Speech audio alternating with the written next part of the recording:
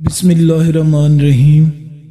دوستو السلام علیکم۔ یوٹیوب چینل عبداللہ برادرز پر خوش آمدید۔ دوستو اگر آپ چینل پر نئے ہیں اور آپ نے چینل کو سبسکرائب نہیں کیا تو اسے سبسکرائب کر لیں اور ساتھ موجود بیل کے آئیکن کو دبا لیں تاکہ ہماری ہر آنے والی نئی ویڈیو آپ تک پہنچتی رہے۔ مدینہ کا بازار تھا۔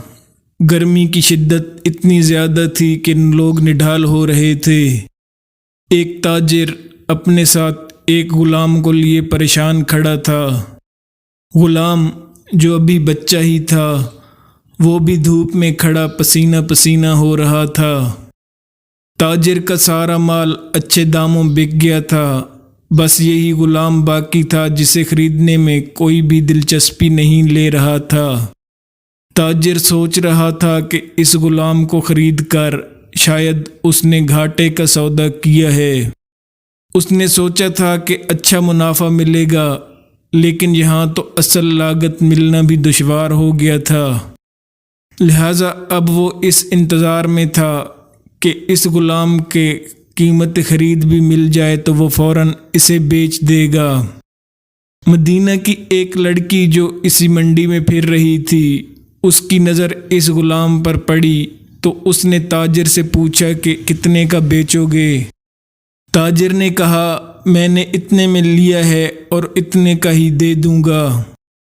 اس لڑکی نے بچے پر ترس کھاتے ہوئے اسے خرید لیا۔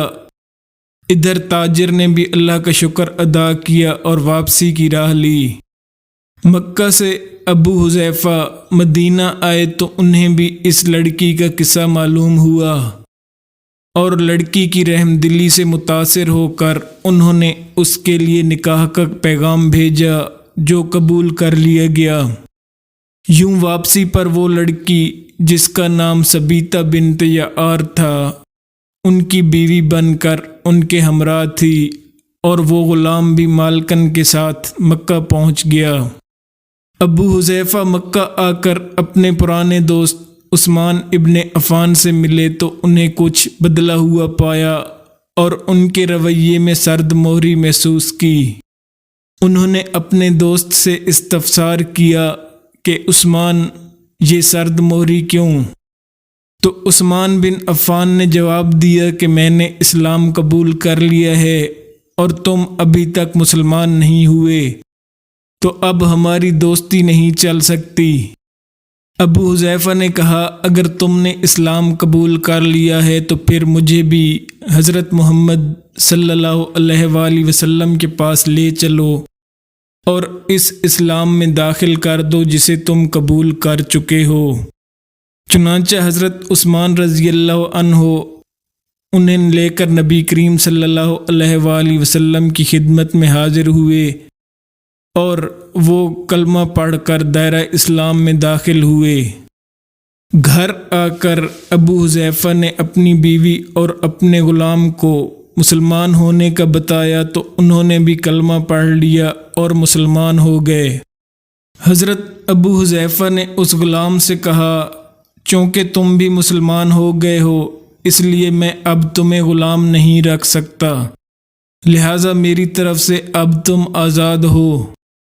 غلام نے کہا میرا اب اس دنیا میں آپ دونوں کے سوا کوئی نہیں ہے، آپ نے مجھے آزاد کر دیا تو میں کہاں جاؤں گا؟